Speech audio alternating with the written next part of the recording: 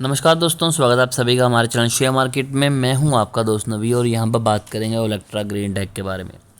1214 रुपये के पास ये स्टॉक ट्रेड कर रहा है। आज 30% सॉरी 0.30% का लो है, यानी कि लगभग हम कह सकते हैं कि स्टॉक न्यूट्रल ट्रेड कर रहा है।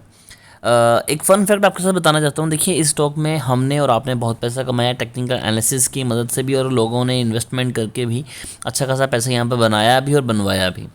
लेकिन अभी जस्ट मैं अपने स्टैटिक्स देख रहा था, उसमें मैंने एक चीज़ नोटिस की कि सबसे ज़्यादा जो शेयर मार्केट में इंगेज्ड हैं वो बंदे कौन हैं। वो बंदे ज़्यादातर हैं जिनकी उम्र 32 से 47 के अराउंड है। तो ये बंदे सबसे ज़्यादा मार्केट में इंगेज हैं। ये ट्रेडिंग भी करते हैं, इन्वेस्टमेंट भी करते हैं। पर आपको क्या पता है कि जो मेजॉरिटी में पैसा लोग कमा रहे हैं, जो आप देख रहे हैं कि ट्रेडिंग करके पैसा कमा रहे हैं, इन्वेस्टिंग ट्रेडिंग करके पैसा कमा रहे हैं, इन्वेस्टमेंट करके पैसा कमा रहे हैं, वो कौन है? वो बच्चे हैं जिनकी एज 18 साल से लेके 23 साल के बीच में है। जी हाँ, ये जान के मैं भी काफ़ी ज़्यादा शौक हो गया था कि इस एज के ग्रुप के लोग सबसे ज़्यादा पैसा कमा रहे हैं। अब अगर बात करें ओलेक्ट्रा ग्रीन टेक की, तो ओलेक्ट्रा ग्रीन टेक में हमने भी बहुत पैसा कमाया, हमारे व्यूअर्स ने भी अच्छा खासा पैसा कमाया। हमारी कोई भी पुरानी वीडियो उठा के देखिए तो हमेशा इस स्टॉक की तारीफ़ की है, बट कुछ नेगेटिव्स भी थे, वो भी डिस्कस किए थे। वो आज भी आपको बताते हैं कि क्या वो रीज़न है जब यहाँ से आपको डाउनफॉल स्टॉक में दिखाई दे सकता है। पिछले 5 दिनों की बात करें तो 3.65% के लो है। पिछले 1 मंथ की बात करें तो 2% की अभी भी तेज़ी है। पिछले 6 मंथ की बात करें तो अभी भी 201% के पॉजिटिव रिटर्न है। जो अपना इसने हाई बनाया था वहाँ से स्टॉक लगभग अगर बात करें तो 5-6% नीचे आ चुका है।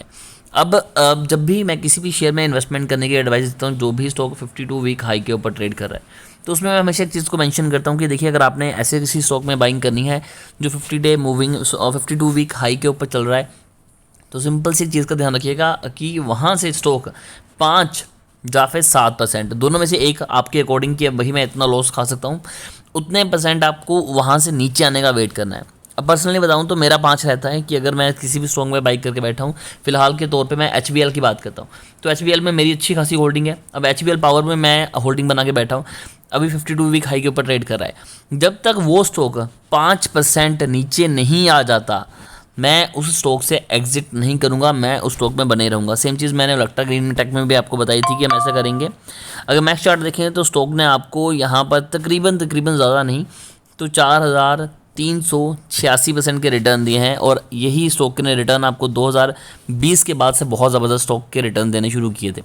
अब यहाँ पर एक और चीज़ भी बड़ी ज़्यादा मैटर करती है, वो ये है कि स्टॉक में इन्वेस्टमेंट अगर फाइनेंशियली देखिए करें तब भी कंपनी अच्छी है। कंपनी को 10,000 करोड़ के ऑर्डर मिल रहे हैं, कंपनी को 1,000 इलेक्ट्रिक बसेस के ऑर्डर मिल रहे हैं। तो जब कंपनी को इतने बड़े ऑर्डर मिलेंगे तो डेफिनेटली कंपनी तेज़ी दिखाएगी।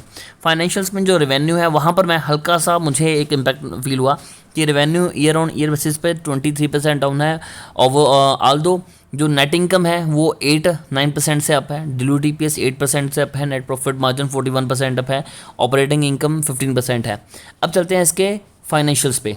तो ये हमने स्क्रीनर खोला और यहाँ पर अगर हम देखें तो 9,972 करोड़ की कंपनी है। सबसे जो बड़ा रेड फ्लैग यहाँ पर निकल के आ रहा है वो है PE, यानी कि जो प्राइस टू अर्निंग रेशो है। देखिए, अगर कंपनी का कितना पैसा कमा रही है और वो कंपनी जितना पैसा कमा रही है उसके लिए आप उसके शेयर के लिए कितना पैसा पे कर रहे हैं, तो वो तो होगी PE रेशो कि स्टॉक आपको कहीं महंगा तो नहीं मिल रहा। अगर किसी भी स्टॉक में अगर हमने जनरल इन्वेस्टमेंट करनी हो और वो उसका जो PE है, PE रेशियो 40 से ऊपर चला जाए, तो हम बोल देते हैं कि भाई ये ओवरबाउट जोन में जा चुका है, यहाँ से स्टॉक को खरीदना काफ़ी ज़्यादा महंगा रहेगा। फिर भी कुछ कंपनीज़ में वेरी करता है, स्पेशली अडानी ग्रुप की कंपनीज़ में हमने बहुत हाई पी पर भी स्टॉक्स बाई किए थे, तब भी अच्छा प्रॉफिट निकाला था। लेकिन ओलेक्ट्रा ग्रीन पे यहाँ पर बाई करना मेरे हिसाब से बड़ी बेवकूफ़ी हो सकती है। उसके बाद बात करते हैं यहाँ पर बुक वैल्यू की, तो 102 की, और स्टॉक कहाँ ट्रेड कर रहा है 1215 पे। उसके बाद रिटर्न ऑन कैपिटल एम्प्लॉयड 17-18 होता तो काफ़ी ज़्यादा बेटर होता, 13.3 है, डिसेंट है, अच्छा नहीं कह सकते बट हाँ डिसेंट है। उसके बाद रिटर्न ऑन इक्विटी की बात करें, कम है 8.11, काफ़ी ज़्यादा कम है, अच्छी की उम्मीद थी 18-19 के अराउंड। उसके बाद जो चीज़ मुझे खटकती है वहाँ पर वो है जो मेन चीज़ है DI और FI। यहाँ पर दोनों ही कंपनीज़ में बड़ा पैसा नहीं लगाया। FI का तो चलो फिर 8-8.5% के अराउंड है, बट DI ने पैसा नहीं लगाया, और जो फ्री कैश फ्लो है वो भी नेगेटिव में है। यानी कि कंपनी प्रॉफिट तो कर रही है, रेवेन्यू तो जनरेट कर रही है, बट उसके बावजूद कंपनी के पास फ्री कैश फ्लो नहीं है। और कैश फ्लो ये होता है कि मान लीजिए अगर आपने कोई चीज़ परचेज़ की फॉर एग्ज़ाम्पल अगर मैं बात करूँ तो मैंने एक पेन लिया, मैंने पेन होलसेल में सेल कर दिया और वही पेन रिटेलर ने मुझसे ले लिया कि भाई मैं जब इसे आगे बेचूंगा तो जो पैसे आएंगे वो मैं आपको कर दूंगा। अब ये पेन की कीमत थी 7 रुपये, मैंने आगे बेच दिया ये 8 रुपये का, यानी कि मुझे मैंने रिटेल मैन्युफैक्चरिंग पे लगे 7 रुपये, आगे मैंने जब बेचा तो वो मैंने बेचा 8 रुपये पर, तो मुझे प्रॉफिट हुआ 1 रुपये का। अब आगे ये बिक गया, ये है कंज्यूमर ने 10 रुपये पे कर दिए तो 2 रुपये का प्रॉफिट हो गया यहाँ पर सेलर को।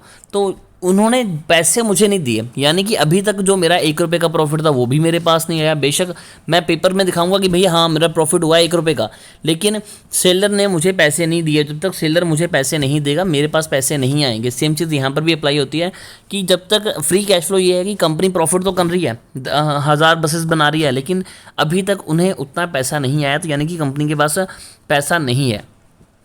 अब अगर हम बात करें यहाँ पर क्वार्टर ऑन क्वार्टर बेसिस पे, तब भी कंपनी की सेल्स में हमें गिरावट दिखाई दी है। ईयर ऑन ईयर बेसिस पे ज़बरदस्त सेल कंपनी निकाल के दिखाई है। मार्च 2022 में जो सेल्स थी वो तकरीबन 594 करोड़ के अराउंड थी, जो कि बढ़कर बाद में नियर टू डबल हो गई 1100 करोड़ के अराउंड। प्रॉफिट कंपनी अच्छा जनरेट कर रही है, हर चीज़ कंपनी के फेवर में है, बट ओवरऑल अगर बात करते हैं फ्री कैश फ्लो की तो वो नेगेटिव में निकल के आता है, तो ये एक नेगेटिव इम्पैक्ट डालता है।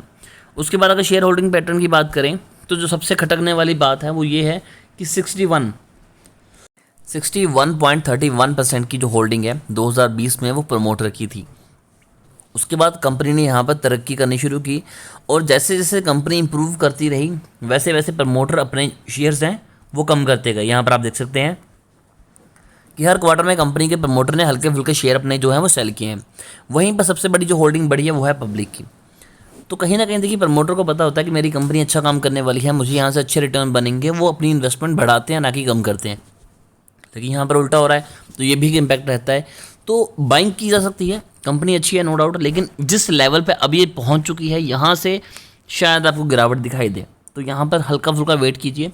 फिर भी इस शेयर को लेकर अगर आपकी कोई भी क्वेरी रहती है तो आप कमेंट कीजिए, हमारी कोशिश होगी कि आपको एक अच्छी एडवाइस दें।